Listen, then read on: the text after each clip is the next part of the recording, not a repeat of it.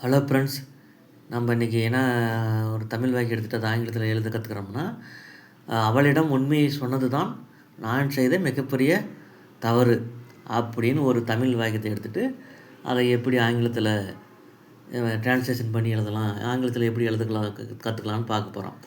அந்த வகையில் இன்றைக்கி நம்ம இந்த அவளிடம் உண்மையை சொன்னது தான் நான் செய்த மிகப்பெரிய தவறு அப்படின்ற தமிழ் வாக்கியத்தை நம்ம ஆங்கிலத்தில் டிரான்ஸ்லேஷன் பண்ணி எழுத கற்றுக்க போகிறோம். சரிங்க, அதுக்கு முன்னே நம்ம சேனலை கொஞ்சம் சப்ஸ்கிரைப் பண்ணுங்கள் ஃப்ரெண்ட்ஸ். உங்கள் ஃப்ரெண்ட்ஸுக்கெலாம் அந்த வீடியோவை கொஞ்சம் ஷேர் பண்ணி விடுங்க. சரி, இப்போ நாங்களாம் ஸ்டெப் 1. இந்த சென்டென்ஸில் வெர்பு வழக்கம் போல் சென்டென்ஸில் கடைசி வார்த்தை தான் வெர்பாக இருக்கும். இது ஏன்னா அதுக்கு மிகப்பெரிய தவறுன்றது என்னதுங்க, அது வெர்பு இல்லைங்க. தவறுன்றது நவுனுங்க, பெரியன்றது அட்ஜெக்டிவ்ங்க, மிகன்றது அட்வர்புங்க. மிகப்பெரிய தவறுன்றது அது ஒரு கூட்டு பிரேசம் வந்திருக்குதுங்க. அப்போ இங்கே என்ன வெர்பே இல்லைங்க. அதனால் வெர்பை நம்ம கடைசியில் சேர்த்துக்கணுங்க. அவளிடம் உண்மையை சொன்னது அப்படின்றது என்னென்ன பாஸ்ட் டென்ஸில் இருக்குதுங்களா, அதனால் பாஸ்ட் டென்ஸ் பி வெர்பை இருந்தது அப்படின்னு கடைசியில் சேர்த்திங்க. அதான் சொல்லியிருக்கோம், அந்த சென்டென்ஸில் வெர்பே இல்லை, எனவே பி வெர்பு கடைசியில் நாமே சேர்த்து கொள்ள வேண்டும். அவனிடம் உண்மையை சொன்னது தான் நான் செய்த மிகப்பெரிய தவறாக இருந்ததுன்னு தமிழ்லேயே சேர்த்திக்குங்க. அந்த வெர்பை பார்த்து எது இருந்தது, எது தவறாக இருந்தது, யார் அல்லது எதுன்னு கேள்வி கேட்கணும். அதில் எதுன்ற ஒரு கேள்விக்கு தான் அங்கே பதில் வருது. அவளிடம் உண்மையை சொன்னது, எது தவறாக இருந்தது, அவளோட உண்மையை சொன்னது, இதுதான் சப்ஜெக்டாக வருது. சரி, இப்போ அவளிடம் உண்மையை சொன்னது அதை எப்படி நீங்கள் ஆங்கிலத்தில் எழுதுவீங்க? சொல்வது இப்போது சொன்னதுன்னா அது டெல்லு, அதோட அயன் சேர்த்திங்கன்னா டெல்லிங். செல்லுன்னா சொல்லு, அது கூட அயன் சேர்த்திங்கன்னா டெல்லின்னு வரும். அப்போது சொன்னது அதான் ஜெரண்டு. அது ஜெரண்டு சொன்னதுன்றதுக்கு ஜெரண்டு டெல்லிங்னு எழுதிட்டான்.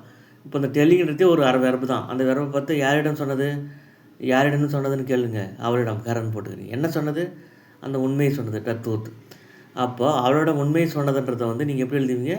டெல்லிங் ட்ரூத் அப்படின்ற ஒரு ஜெரண்டு பிரேஸாக எழுதுவீங்க. பிரேஸ்னா என்ன ஃப்ரெண்ட்ஸு? பிரேஸ்னால் அதில் வெர்பு இருக்காது, குறிப்பாக பேர்ட்ஸ் இருக்கும். அதில் வெர்பு இல்லைன்னா பிரேஸு. டெல்லிங் ட்ரூத்ன்றது ஒரு ஜெரண்டு பிரேஸு. டெல்லிங்கிறது V1 ING வடிவில் இருக்குது ஜெரண்டு. அதுக்கு பக்கத்தில் 2-3 வேர்டு தொடர்ச்சியாக இருக்கிறதுனால அதுக்கு பேர் ஜெரண்டு பிரேஸ்னு பேர். இப்போ ஜெரண்ட் பிரேஸை சப்ஜெக்டாக வச்சு எழுதுறது தான் அந்த மாடல். டெல்லிங் ட்ரூத்ன்றது சப்ஜெக்டாக கண்டுபிடிச்சிட்டோம். ஸ்டெப் 2, அடுத்து வெர்பு சப்ஜெக்ட் போட்ட உடனே வெர்பு போட வேண்டும்.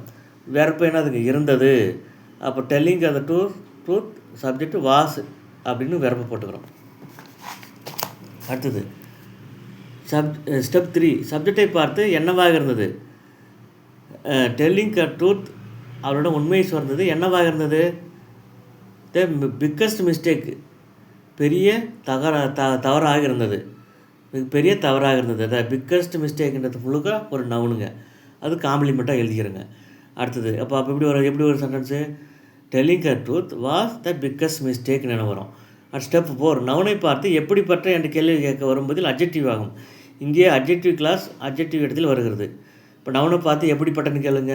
இந்த பிக்கஸ்ட்டு மிஸ்டேக்ன்றது நவுனுங்க. இந்த பிக்கஸ்ட்டு மிஸ்டேக் இந்த இது சேர்ந்ததுக்குள்ளே நவுனுங்க. அந்த பிக்கஸ்ட் மிஸ்டேக்ன்ற நவுனை பார்த்து கேளுங்க. எப்படிப்பட்டன்னு கேள்வி கேட்டிங்கன்னா அதுக்கு வர்றது அட்ஜெக்டிவ். இங்கே அட்ஜெக்டிவ் கிளாஸே வருதுங்க. என்னதுங்க? நான் செய்த அந்த தவறு, நான் செய்த தவறு. அப்போ அப்படின்ற ஒரு அட்ஜெக்டிவ் கிளாஸே த பிக்கஸ்ட் மிஸ்டேக்ன்ற நவுனுக்கு விளக்கம் கொடுக்கிற வகையில், நவுனோட விளக்கம் கொடுக்குற அட்ஜெக்டிவ் இடத்துல ஒரு அட்ஜெக்டிவ் கிளாஸே வருதுங்க. த பிக்கஸ்ட் மிஸ்டேக்ன்றது நவுனுங்க. தட்டை மேடு.